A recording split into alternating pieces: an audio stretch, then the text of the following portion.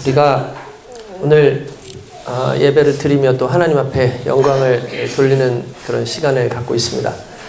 무엇보다도 하나님께서 주시는 은혜의 말씀이 저와 여러분들의 말씀이 되기 위해서는 말씀에 대한 사모함이 있어야 될 줄로 믿습니다.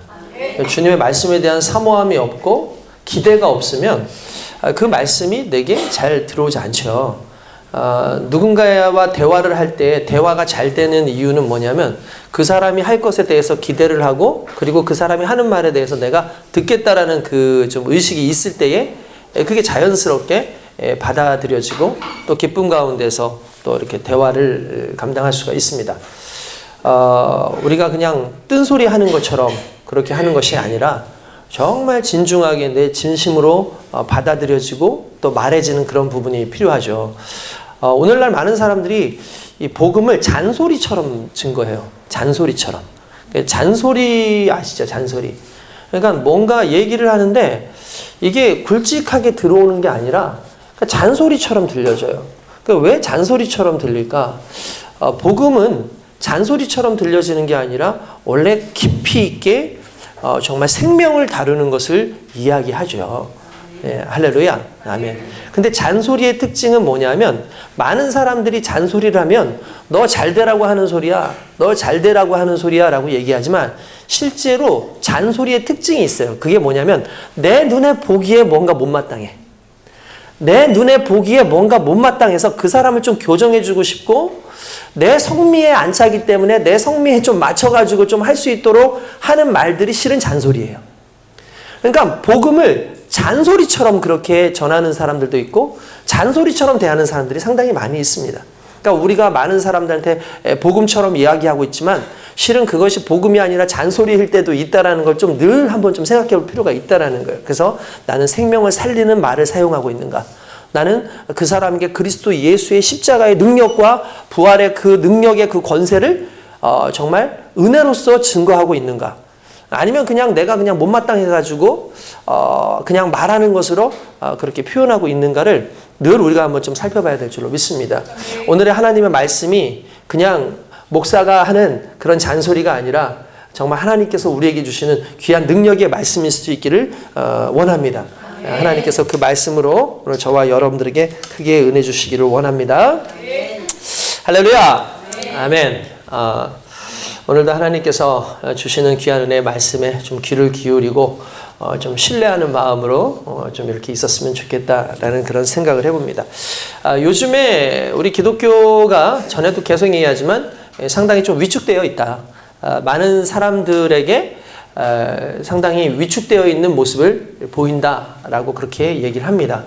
아닌 게 아니라 요즘 교회에 대한 신뢰도뿐만 아니라 인기도도 많이 떨어졌고 사람들이 바라보는 그런 입장도 아주 예전에 교회의 그 이미지는 아니에요. 옛날에는 한 마을에 교회가 들어오면 교회는요 하나의 그 교회 목사님들이 유지와 같은 그런 역할을 했어요. 그도 그런 게 초기에 우리나라에 기독교가 들어왔을 때는 어떤 일들을 많이 했을까요? 예, 초기에 기독교가 우리나라에 들어왔을 때는요, 개화하는 일에 많이 했어요. 그러니까 무슨 말이냐, 문명을 개화해 주는 거예요. 그래서 기독교가 들어와서 글을 가르쳐 주기 시작하고, 기독교가 들어와서 학교를 만드는 거죠. 그리고 병원을 세워요. 그리고 기독교가 들어와서 신분 같은 경우도 타파해요. 우리가 잘 아는 백정이라고 하는 그 신분, 그 백정이라고 하는 신분도 원래는 이 진짜 천민 중에서도 가장 극천민에 속하는 게 백정이었거든요. 그러니까 백정은요 비녀도 제대로 꼽을 수가 없었어요. 그 정도로 무시를 당하고 그런 존재였다는 거죠. 그런데 무어 선교사라는 분이 와서 백정들을 위한 교회를 세워요. 그리고 그 백정들을 위해서 교회를 운영하고 나중에는 이제 고종 황제에게 가서 백정이라는 것은 있을 수 없는 것 아니냐. 세상을 살아가는데 이런 신분이 문제가 있어서 되겠느냐. 이 신분에 문제가 있으니까 이 계급제, 흔히 말하는 이런 것들을 다 타파해야 된다라고 해서 결과적으로 신분제도가 변해서 백정이 이제 사라집니다. 물론 나중에도 여전히 백정이라는 그 말이 돌긴 해도 그래도 기본적으로 백정이라는 단어에 어떤 사람들이 그 고통을 당하는 그런 부분을 좀 제해해 줄 수 있는 그런 역할들을 실은 기독교가 많이 했어요. 심지어 기독교의 가장 핵심적인 부분이 뭐냐면 나라사랑이었어요. 나라사랑. 애국에 대해서 많은 부분을 차지하고 있습니다. 우리가 잘 아는 3.1운동도 실제로 거기에 반 이상의 수가 크리스찬들이었고 민족의 어떤 그 종교적 지도자들이 대부분 참여를 했었다는 걸 우리는 잘 알 수 있죠. 게다가 최근에 알게 된 사실인데 왜 3월 1일이었을까? 왜 3월 1일이었을까? 우리가 잘 아는 대로 만세운동이 1919년 3월 1일 아닙니까? 그럼 왜 3월 1일이었을까라는 생각을 해봤어요. 여러 가지 이유가 있었는데 실은 알고 봤더니 원래는 3월 2일 날 하기로 했대요. 3월 2일 날. 3월 2일 날. 근데 3월 1일로 바뀌었어요. 이유가 뭐냐면 3월 2일이 주일이에요. 그러니까 3월 2일이 주일이었던 거예요. 그러니까 3월 2일 그래도 우리가 주님께 예배드리는 이 주일을 지켜야 되지 않겠나? 해가지고 나와 있는 대다수가 크리스찬들이다 보니까 하루 앞당겨서 3월 1일 토요일 날 우리가 아는 만세운동을 했더라고요. 어쨌든 당시에 우리가 이 기독교가 들어와서 나름대로 좋은 그런 교회의 역할과 또한 이제 개화하는 그런 역할들을 많이 했었습니다. 너무나 중요하고 좋죠. 그러다 보니까 동네에 교회 하나가 들어오면 문맹이 퇴치되는 역할이 있었어요.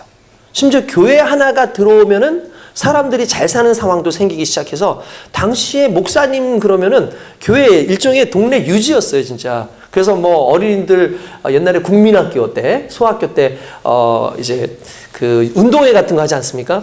그러면 이제 뒤에 이제 모시잖아요. 어르신들 오시라고 하면 꼭 거기에 목사님이 앉아 계시고 그랬었어요. 그 정도로 목사님의 이미지뿐만 아니라 교회의 이미지가 좋았는데 어느 날 시기가 지나고 시대가 지나다 보니까 이제는 교회의 이미지가 상당히 무너져가는 그런 상황이고 오늘날 정말 쓸데없는 이야기들을 많이 하시는 그런 목사님들이 많이 생기다 보니까 이제 교회에 대해서 사람들이 마음을 열지 않고 교회는 좀 꼴통이다.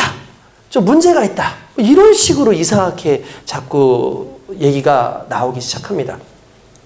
그래서 나름대로 많은 목사님들이 무슨 얘기냐면 우리가 좀 생각을 다시 하자. 교회 이미지를 바꾸자. 그래서 교회에 좋은 이미지를 자꾸 심어주자. 교회에 좋은 이미지를 심어주자. 라는 이야기들을 많이 한다는 거예요. 근데 여러분 여기에 우리가 한 가지 알아야 되는 게 있어요. 교회는 이미지로 사는 존재가 아닙니다. 교회는 능력으로 사는 존재예요. 교회는 단순하게 이미지가 바뀌었다고 해가지고 위대한 일을 감당할 수 있는 게 아니라 교회에는 복음이 있어야 되고 교회는 그리스도의 십자가가 있어야 되고 교회에는 부활의 놀라운 능력이 있어야 됩니다. 그러니까 교회는 단순히 이미지로 바꿔서 될 수 있는 곳이 아니라 하나님의 능력, 원래 정말 하나님께서 우리에게 말씀하시고 원래 하나님께서 우리에게 추구하고자 하셨던 그 성령의 능력을 보여주고 나타내고 살아갈 때 그때 흔히 말하는 교회가 교회로서의 일을 감당할 수 있는 거예요. 할렐루야. 오늘 저와 여러분들이 그 능력 안에 있기를 원합니다. 그렇게 하지 못하는 것을 보고 성령은 뭐라고 얘기냐면 경건의 모양은 있으되 경건의 능력을 부정하는 것이다 라고 얘기를 하고 있습니다. 오늘날 우리가 혹시 경건의 모양으로 살아가는 것 아닙니까? 예수를 믿는 척하면서 또는 하나님의 백성으로 살아가는 척하면서 교회인 것처럼 말하면서 정작 교회의 모양은 있기는 한데 교회가 나타내고 있는 그 생명의 능력, 교회가 가지고 있는 그 하나님 나라의 그 아름다움의 능력, 포용할 수 있는 능력, 정말 정의를 부를 수 있는 그 능력들이 사라져가는 것은 아닌가. 그렇기 때문에 여러분, 저와 여러분들은요, 다시 말씀드리지만 겉모양, 어떤 이미지를 바꾸는 교회의 모습이 아니라 정말 하나님 앞에서 온전히 서서 그리스도의 복음의 능력으로 살아감으로 말미암아 세상 속에서 빛으로 소금으로 온전히 감당할 수 있는 그 능력을 감당할 수 있는 백성들이 될 수 있길 주님의 이름으로 축원드립니다. 여러분, 경건의 모양으로 승부하려고 하는 사람들 정말 많습니다. 왜 그렇습니까? 그것은 지식적으로나 전통적으로는 들어왔지만 그게 내게 아니에요. 그걸 살아본 적도 없고 그걸 생각해 본 적도 없고 그냥 의미적으로만 깨닫고 있으면 결국 문제가 되는 거죠. 그러면 어떻게 되냐? 자꾸 왜곡시키고 흉내내려고만 한다는 거예요. 신앙은 흉내내서 될 것이 아니라 내 것으로서 경험할 때 가능해지는 건 아니겠습니까? 결국 그게 우리에게 있어서 가장 중요한 신앙의 모습이라는 걸 깨달아야 됩니다. 여러분, 앵무새가 말을 잘하지 않습니까? 앵무새가 말을 잘하는데 앵무새가 말을 할 때 걔네들이 의미를 알고 전달하는 게 아니에요. 그죠? 앵무새가 말을 하면 말을 했다고 해서 의미가 전달되는 건 아니에요. 똑같은 상황이에요. 우리가 무언가를 얘기할 때, 크리스찬들이 무언가를 할 때 그냥 들었기 때문에, 목사님이 이렇게 얘기했기 때문에, 성경에서 이렇게 얘기했기 때문에 말하는 것과 내가 그것을 알기 때문에 어떤 의미로 이야기하는가는 그 능력 자체가 상당히 다른 겁니다. 여러분, 그렇지 않습니까? 의미가 전달되지 않는다는 것은 간단하게 말해서 그게 내게 아니라는 거예요. 그러니까 복음이 내게 아니거나 하나님의 말씀이 내게 아니면 그 의미를 정확하게 전달하지 못할 뿐만 아니라 감동이 없어요. 여러분들, 말 잘하는 사람들 정말 많지 않습니까? 말을 너무너무 잘해요. 그런데 중요한 건 감동이 없어요. 그런 사람들의 특징이 뭐죠? 그냥 외운 거예요. 외운 거예요. 그런데 그걸 구구절절 삶에서 얘기하는 사람들이 달라요. 간증도 마찬가지예요. 간증하시는 분들 중에서 어떤 사람들은요, 그냥 간증을 그냥 해. 그러니까 별로 근데 감동이 안 돼. 그러니까 보니까 그걸 간증을 그냥 하나의 이야기처럼 자기가 이렇게 겪어왔던 거긴 맞긴 한데 그냥 각색해가지고 막 이렇게 얘기하는 사람이 있는가 하면 어떤 사람은 간증을 많이 해보지 않았는데 간증하는 그 순간에 자기 안에서부터 있었던 아픔과 또한 이 아픔을 해결해 주신 그리스도 예수의 그 은혜와 복음의 능력이 막 사무쳐져가지고 나오는 사람들이 있어요. 그러면 그 사람은 짧게 이야기한다 할지라도, 간결하게 이야기한다 할지라도 감동이 있고 그 안에 어마어마한 능력들이 있음을 알지요. 그래서 그리스도의 복음을 경험하고 그리스도의 복음의 능력을 알면 그리스도의 경건의 모양으로 살아가는 게 아니라 하나님의 능력의 백성으로 살아가게 될 줄로 믿습니다. 오늘날 우리가 이 능력들을 잃어가고 있어요. 왜 그럴까요? 저는 그것이 우리 크리스찬들이 점점 병들어가고 있다. 우리의 영혼이 병들어가고 있다고 생각이 됩니다. 어떤 분이 영혼이 병들었을 때 나타나는 5가지 신호가 있다라고 이렇게 말씀을 하시더라고요. 제가 그 5가지를 보니까 첫 번째는요, 영혼이 병들었을 때 일단 기도가 안 된대요. 기도는 영적인 호흡인데 기도가 안 되는 것은 거의 숨이 끊어져 가지고 있는 거잖아요. 그러니까 지금 내 영혼이 중환자실에 있는 거예요. 기도를 하다가 안 하다가 하면 정말 말 그대로 숨이 붙었다가 떨어졌다가 붙었다가 떨어졌다 하는 거랑 똑같다는 거죠. 깊은 숨을 쉬지 못하고 일정한 숨을 쉬지 못한다는 거예요. 그러면 호흡이 안 된다는 거죠. 호흡이 안 된다는 거예요. 호흡이 안 된다는 것은 간단하게 말하면 정상적인 삶을 살지 못한다는 거예요. 그러니까 기도의 능력이 점점 사라지고 기도가 안 되면 일단 내 영혼에 문제가 있구나라는 걸 첫 번째로 먼저 검증을 좀 해볼 필요가 있다는 거예요. 그리고 두 번째가 뭐냐면 예배에 무관심해진대요. 예배에 무관심해진다는 건 뭐냐? 일단 말씀이 안 들리니까 예배 시간에 자거나 휴대폰에 빠져서 살고 그리고 성경이 읽히겠습니까? 성경이 읽히지 않는다는 거죠. 이게 진짜 엄청난 위기라는 거예요. 그러니까 말씀이 들리지 않으면 삶에 문제가 생기죠. 왜냐하면 기준이 사라지기 때문에 그렇습니다. 말씀이 들려야 되는데 말씀이 안 들려요. 말씀이 안 들리고 다른 것에 집중이 되어져요. 그러니까 그렇게 되면 자연스럽게 예배 자체에 대해서 무관심해질 수밖에 없는 상황이 발생한다는 거예요. 또한 세 번째는 뭐냐 하면 세 번째는 아무것도 하고 싶지 않대요. 아무것도 하고 싶지 않다. 교회를 위해서도 그렇고 그냥 일반적인 내 삶을 위해서도 그렇고 아무것도 하고 싶지 않대요. 이게 왜 그러냐면 간단하게 말해서 의미와 목적이 사라졌기 때문에 그런 거예요. 마치 가슴이 꼭 뻥 뚫린 것 같고 그냥 이리로 바람이 통하는 것 같다는 거예요. 그러니까 내가 영적으로 문제가 생겼다라는 건 달리 말하면 목적이 사라졌다는 거예요. 내가 왜 예수를 믿고 있는지, 내가 왜 교회를 나오고 있는지, 내가 무슨 삶을 살고 있는지에 대한 정확한 목적이 없으면 여러분 그냥 우리는 방황하는 거예요. 방황하는 거예요. 방황할 수밖에 없죠. 그죠? 그런데 문제는 뭐냐면 방황보다 더 무서운 게 방랑이에요. 방황은 그래도 목표를 향해서 달려가고 있다가 잃어버린 거잖아요. 그렇죠? 그건 다시 도표를 보여주고 누군가가 인도해주면 다시 돌아갈 수 있는데 방랑이라는 것은요. 그냥 돌아다니는 거예요. 목적도 없어요. 애초에 목적도 없었고 누군가 가르쳐준다고 해서 그 길을 가는 것도 아니에요. 그냥 내가 돌아다니고 싶은 대로 내 발길이 닿는 대로 돌아다니는 걸 방랑이라고 얘기를 하죠. 어느 순간에 우리가 신앙의 방황이 아니라 신앙의 방랑을 하고 있어요. 내 뜻대로 내 마음대로 그냥 내가 원하는 대로 그냥 삶을 살기 시작하는 목적도 없이 어떠한 무슨 특별한 어떠한 그런 이유도 없이 달려가는 인생. 이렇게 살아가고 있다고 만약에 여러분들 느껴지신다면 여러분들 영적인 문제가 생겼다는 거예요. 또한 그분 말씀하시는 게 네 번째는요. 다 싫고 다 미워진대요. 주변에서 아무리 잘해줘도 짜증이 난다는 거예요. 왜냐하면 자기 영혼이 병들어서 그렇다 보니까 내 영혼이 병들었다고 생각하기보다는 남 탓을 많이 한다는 거예요. 왜냐? 일단 병든 사람들의 특징, 그냥 병드는 게 아니죠. 여러분 사람들이 그냥 병드는 게 아니에요. 왜냐하면 어딘가 상처가 나는 거예요. 문제가 생기는 거예요.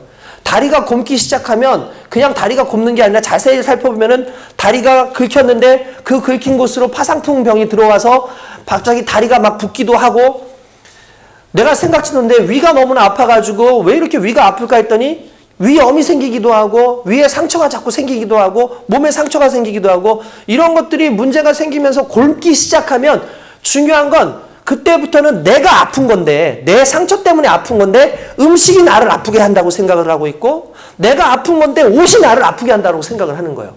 그러니까 상처가 있으면은 자연스럽게 옷에 거슬럭거리면 당연히 아프죠. 그렇지 않습니까?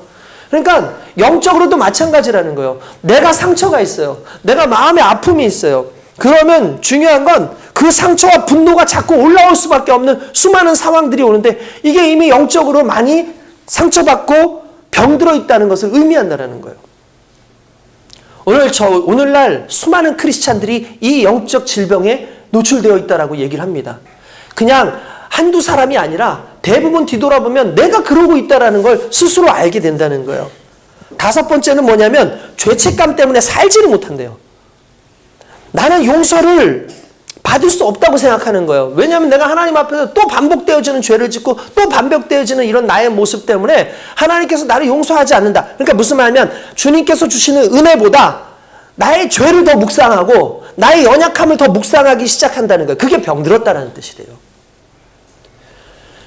그러니까 여러분 이러한 모습들로 우리가 살아가는 것은 아닌지를 좀 늘 한번 좀 생각해 볼 필요가 있다라는 거죠.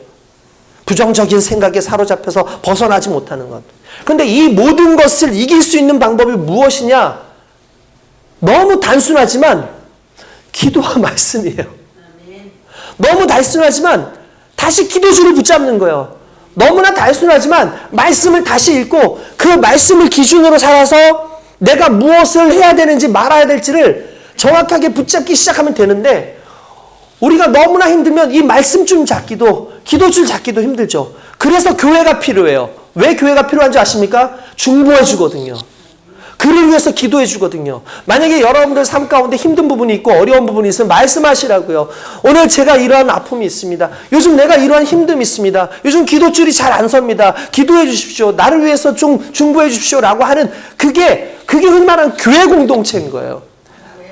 이 교회 공동체가 튼튼하면 연약한 사람들도 쉽게 빨리 회복될 수 있는데 교회 공동체가 다들 비리비리하고 힘들고 다들 아파가지고 있으면 문제가 생길 수밖에 없겠죠.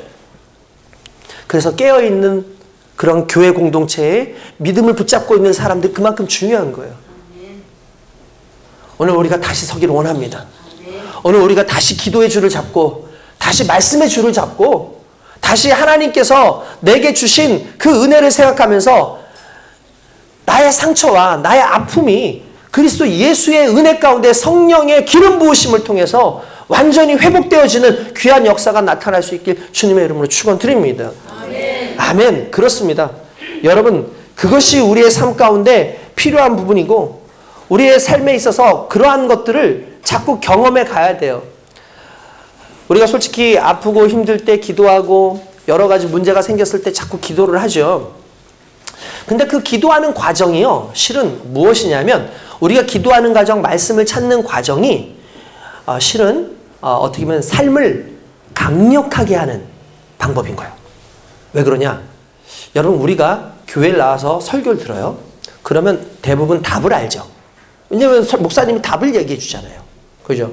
근데 그 답을 아는 것은 그냥 아는 거고, 그걸 삶에서 적용하는 것은 별개의 문제일 수 있다는 거예요.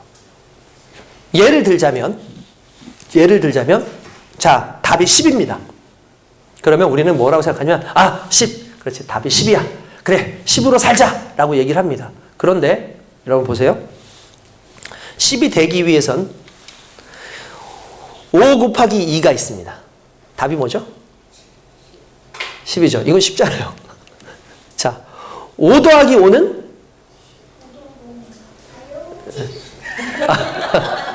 애한테 묻지 말고 본인이. 그랬어요. 5 더하기 5는 10이에요. 자, 20 나누기 2는? 예. 예시면 이걸 고민하면 안 돼. 나와야지. 그렇죠. 뭐 루트 이런 거 안 씌웁시다. 그냥. 자, 보세요. 답이 10이잖아요. 근데 문제가 많죠. 문제를 인식해야 된다는 거예요. 문제를 풀어가는 과정이 기도예요. 문제를 풀어가는 과정이 기도라고요. 수많은 문제가 옵니다. 근데 답이 그리스도 예수라는 건 알아요. 근데 그 문제를 놓고 어떻게 기도해야 될지, 그 문제를 놓고 나를 어떻게 바라봐야 될지, 그 문제 속에 나를 어떻게 대입해야 될지를 삶 속에서 경험하고 삶 속에서 내가 할 때 기도하고 말씀을 읽어야 결국 그리스도 예수로 말미암아 살아갈 수 있는 능력이 생기는 거예요. 아무리 휘황찬란하고 대단한 것들이 우리의 삶 가운데 있다 할지라도 결국은 그리스도 예수가 보여지는 그 상황이 돼야 되는데, 이 모든 과정 속에서 결국 우리에게 있는 그 모든 문제들 하나하나를 내가 다 해결할 수 없기 때문에 하나님의 도우심으로 이러한 방식 저러한 방식 속에서도 하나님의 도우심을, 하나님의 은혜 속에서 그것들을 풀어가는 과정들이 우리를 강하게 하는 거예요. 그러니까 기도하시라고요. 그러니까 오히려 말씀 속에서 하나님을 자꾸 바라보려고 하시라고요. 그 모습이 오늘 저와 여러분들을 강력하게 할 줄로 믿습니다. 할렐루야. 오늘의 말씀은요, 여러분, 우리 교회에서는 솔직히 이 설교 말씀을 잘 안 했던 것 같아요. 근데 너무나 유명한 말씀입니다. 흔히 말하는 변화산 사건이라고 하는 유명한 이야기입니다.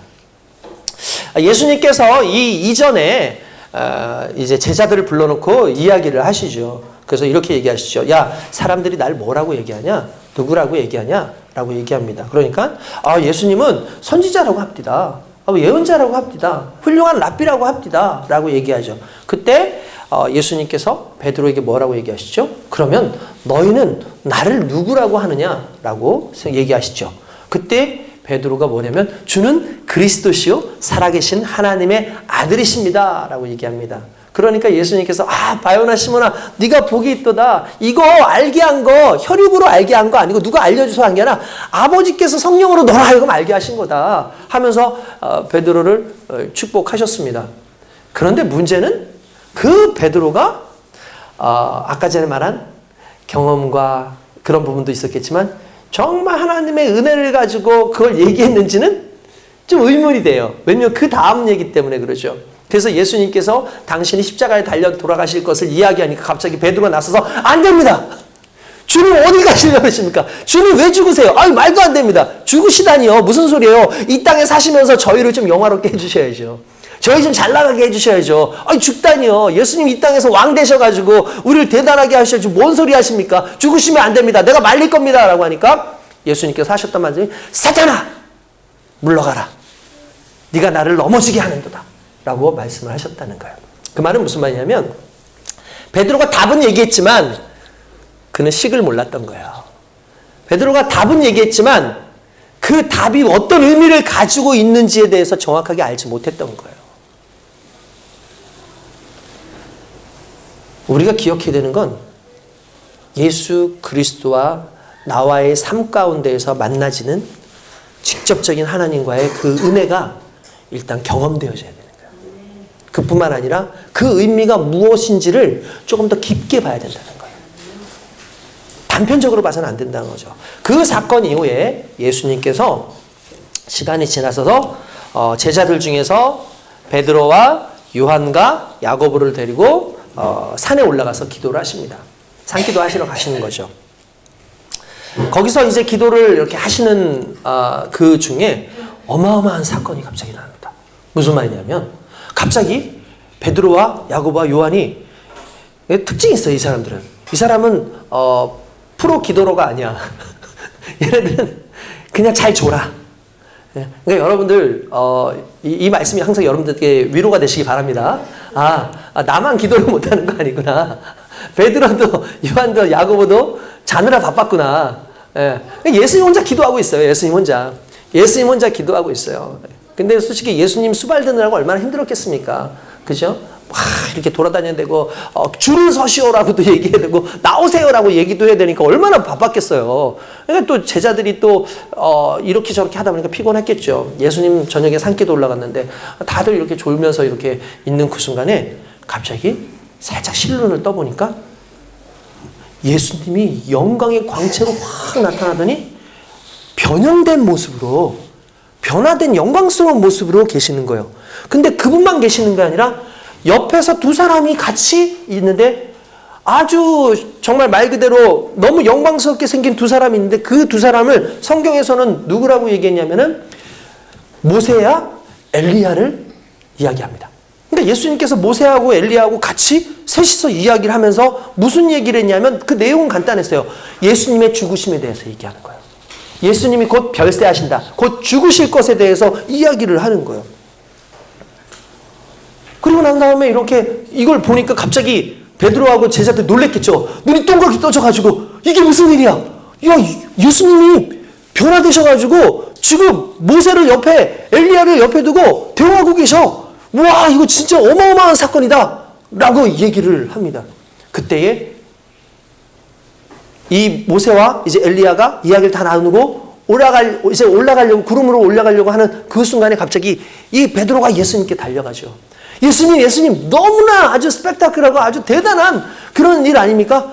주여, 우리가 여기서 초막 3개를 짓겠습니다. 여기서 초막 3개를 지어가지고 여기서 하나는 예수님을 위하여, 하나는 모세를 위하여, 하나는 엘리야를 위하여 초막 3을 짓고 여기서 거하면 되겠습니다 라고 이야기를 하는 거예요. 막 흥분이 된 거죠. 아니, 성경에서만 얘기 들었던 그 모세와 엘리야가 다른 것도 아니고 내가 섬기는 주님과 함께 대화하고 있는 이 상황에서 얼마나 놀랐겠습니까? 대단하다고 생각을 했겠죠. 근데 예수님께서는 아무런 말씀이 없으세요.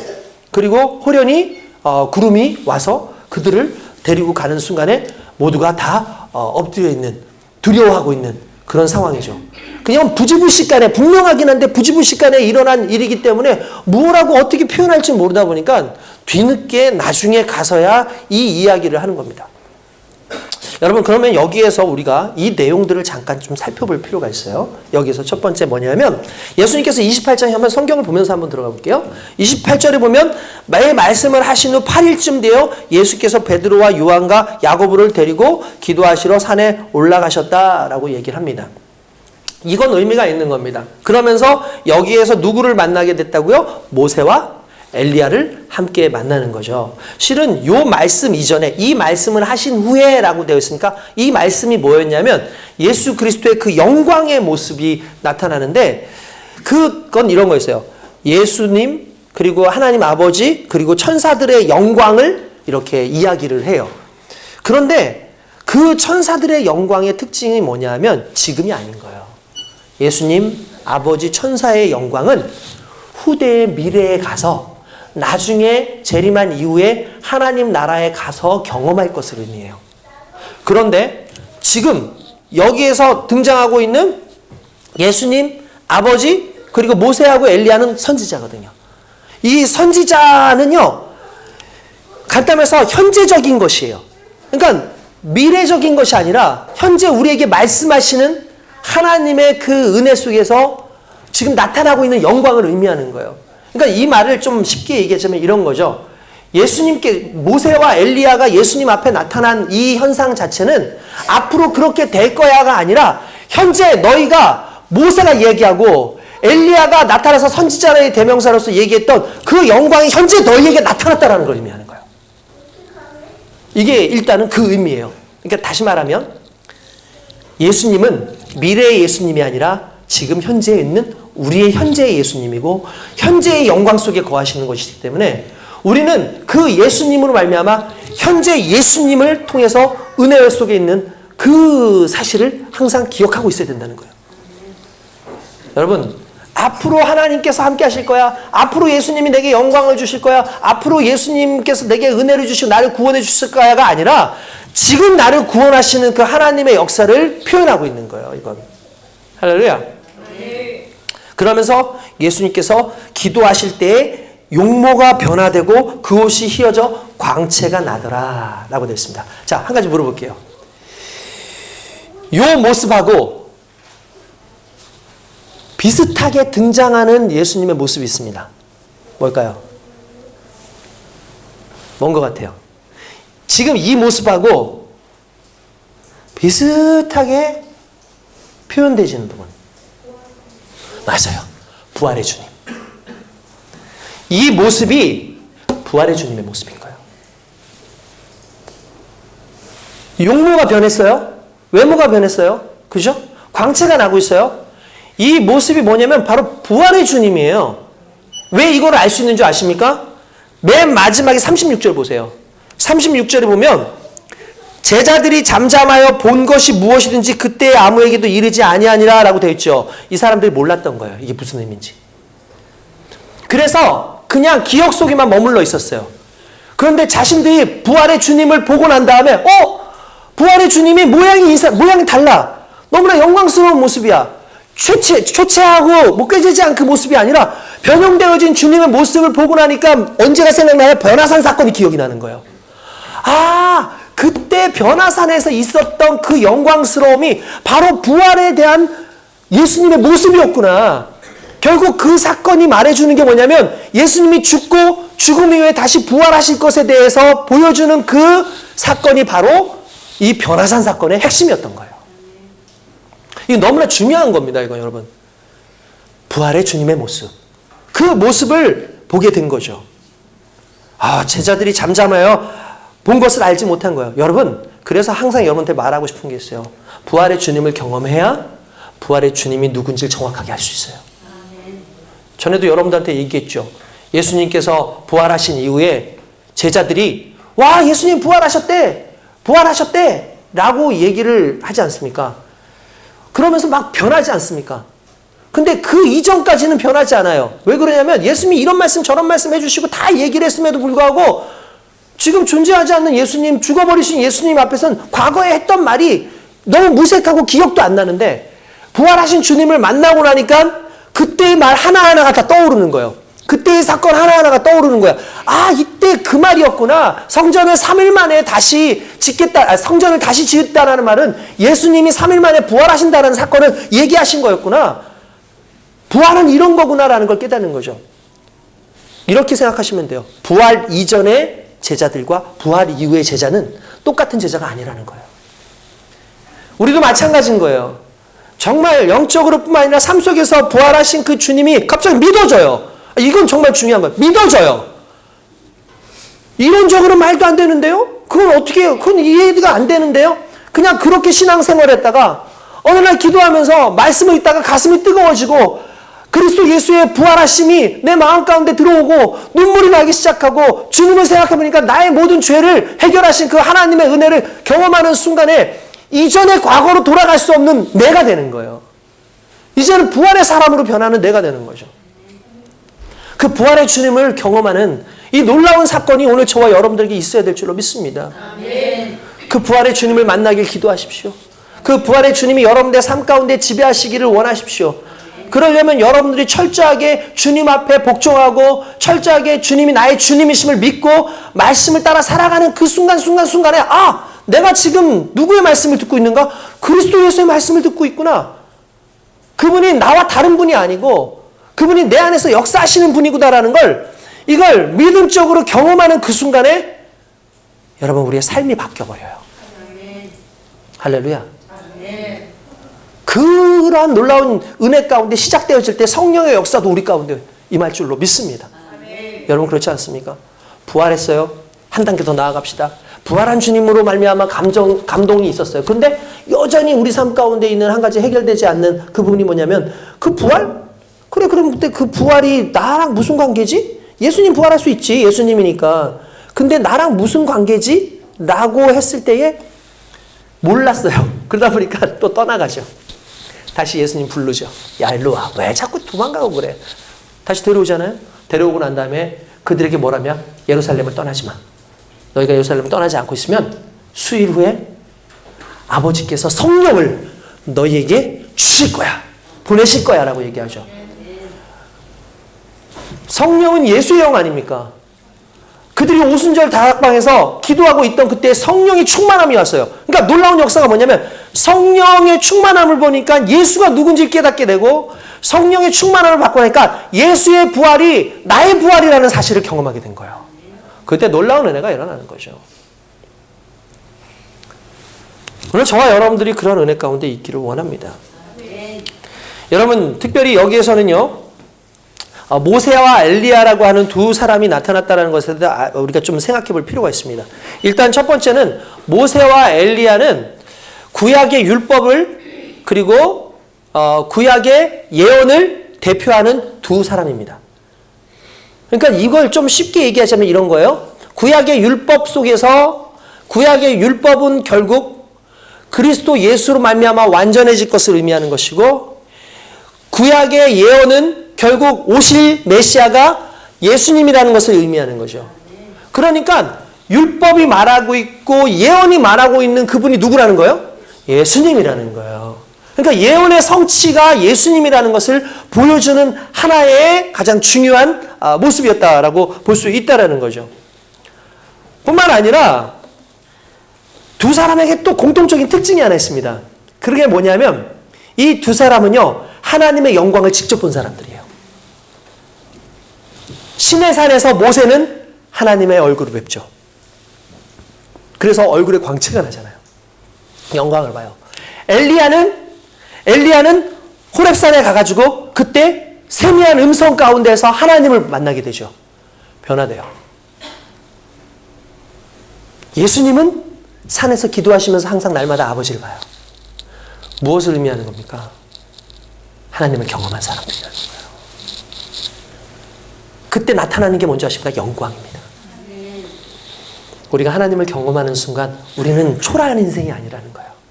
우리는 영광스러운 인생이라는 거예요. 오늘 저와 여러분들이 하나님을 만나러 오지 않았습니까? 물론 여기서 만나는 거 아니에요. 교회에서 만나는 것만이 아니라 여러분들 일상 속에서 만날 수도 있고 여러분들의 삶 가운데에서 여러 곳에서 만날 수도 있습니다. 근데 그 하나님을 만나는 그 역사가 여러분들의 삶 가운데 있을 때 여러분들 삶 가운데 하나님의 영광이 여러분들에게도 나타난다는 걸 이건 상당히 중요시 여겨야 된다는 거예요. 또한 두 사람의 또 특징이 있습니다. 시체를 찾을 수가 없어요. 왜 시체를 찾을 수 없을까요? 모세는 하나님께서 시체를 감췄다라고 천사들이 시체를 감췄다라고 얘기를 해요. 성경에 나옵니다. 유다서에 보면. 그러니까 어디에 시체가 있는지 모른다고 얘기를 해요. 성경에. 그리고 엘리야는 시체를 찾을 수 없어요. 이유가 뭐예요? 네, 하늘로 들려 올라갔잖아요. 그죠? 성경에 보면은 죽지 않고 올라간 두 사람이 있어요. 누굴까요? 하나는 에녹이에요. 그리고 또 하나는 엘리야예요. 엘리야가 올라갑니다. 그러니까 나중에는 엘리야 같은 경우에는 하나님께서 뭐라고 말씀을 하시냐면은 엘리야가 다시 와서 그리스도의 그 길을 이렇게 예배할 것으로 이렇게 이야기를 하기도 합니다. 이게 상당히 중요한 부분인 거예요. 그래서 이 부분을 말라기서에 보면 나와요. 말라기보서 4장에 보면 4절에 너희는 내가 호렙에서 온 이스라엘을 위하여 내 종 모세에게 명령한 법 곧 율례와 법도를 기억하라. 그리고 5절에 보면 보라 여호와의 크고 두려운 날이 이르기 전에 내가 선지자 엘리야를 너에게 보내리라. 그러니까 두 말씀이 딱 말라기에 나와요. 모세가 나오고 엘리야가 나와요. 그러니까 율법으로서의 모세가 나오고 예언의 성취로서의 엘리야가 등장을 하면서 거기에 가장 핵심에 누가 계시는 거예요? 예수님이 계시는 거죠. 할렐루야. 이게 너무나 중요합니다. 너무나 중요한 거예요. 그리고 결국 그들이 대화한 내용은 뭐였어요? 대화한 내용이 뭐였어요, 여러분? 31절 같이 시작. 영광 중에 나타나사 장차 예수께서 예루살렘에서 별세하실 것을 말하세. 그러니까 예수님의 죽음에 대해서 이야기한 거예요. 죽음에 대해서. 그러니까 예수님이 죽으시고 난 이후에 반드시 부활하실 부분에 대해서 영광스럽게 대화하고 있는 거죠. 그때에 그럼 제자들의 반응은 어땠을까? 잠결에 이렇게 보니까 막 놀라운 영광스러움을 본 거죠. 영광스러움을 보니까 이제 이때 제자 베드로가 일어나서 그렇게 얘기를 하는 겁니다. 뭐라고 얘기를 하냐면은 두 사람이 떠날 때쯤에 베드로가 주여 여기가 좋습니다. 여기가 좋사오니 우리 초막 셋을 집시다. 그래서 하나는 예수님을 위해서 짓고 하나는 엘리야를 위해서 짓고 하나는 모세를 위해서 지읍시다. 여러분 그게 무슨 의미인 것 같습니까? 실은 여기서 의미가 있어요. 야, 때가 되었다. 이제 우리가 진짜 대단한 일을 할 때가 되었다. 여러분 초막 셋을 짓는다는 의미를 우리가 생각해야 돼요. 왜 그러냐면 여러분 오늘 여기 몇 명 따라갔습니까? 몇 명이 따라갔죠? 예수님 기도할 때? 3명이 따라갔어요. 베드로, 야고보, 요한. 의도적으로 이게 기술이 돼요. 무슨 말이냐면 한 사람은 예수님의 초막, 한 사람은 엘리야의 초막, 한 사람은 모세의 초막을 지어서 그들이 군림하고 싶어하는 거예요. 그들이 거기에서 대장 노릇하고 싶어하는 거예요. 여러분 이게 우리의 인생일 수 있어요. 예수 그리스도를 우리의 주인으로 내 안에 성전처럼 모셔놓고는 예수님을 통해서 내가 주인 되는 사람도 얼마나 많은지 모릅니다. 그 율법을 통해서 내가 주인 되는 사람 많죠. 그 예언들을 통해서 내가 주인 되는 사람들이 많아요. 예수님이 드러나는 게 아니라 말 그대로 모세가 드러나는 것도 아니고 엘리야가 드러나는 것도 아니고 그 초막을 지어서 그 앞에서 경비 서면서 따하면서 나를 통해야지만 갈 수 있어. 나를 통해야만 말 수 있어. 이게 실은 베드로의 마음이었던 거예요. 그들이 그러한 마음이 있었다는 거죠. 그리고 또 한 가지 초막이라는 것이 주는 의미가 있습니다. 그게 뭐냐면 영원히 거기서 거하겠다라는 거죠. 여러분 그것에 대해서 성경이 뭐라고 얘기하는 줄 아십니까? 33절에 뒤에 보면 이렇게 돼. 자기가 하는 말을 자기도 알지 못하더라.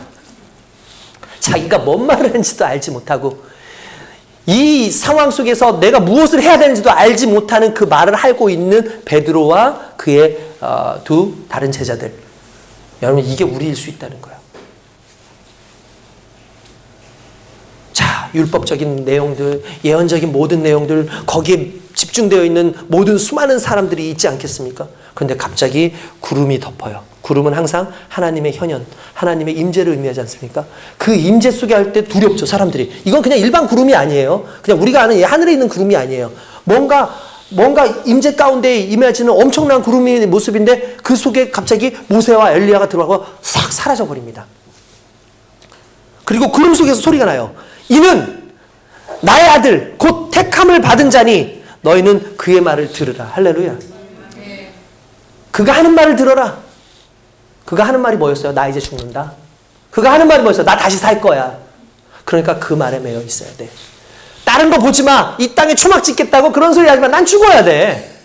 난 죽어야 돼. 이 땅에 초막 짓고 너희들 권세를 누리겠다고 내가 너희들 권세 주려고 온 게 아니라 오히려 너희들이 보는 앞에서 내가 죽고 너희들에게 이 땅의 초막이 아니라 저 영원한 천국을 주기 위해서 왔는데 너희가 그거 잊으면 안 돼. 이게 예수님이 하셨던 말씀이잖아요. 할렐루야.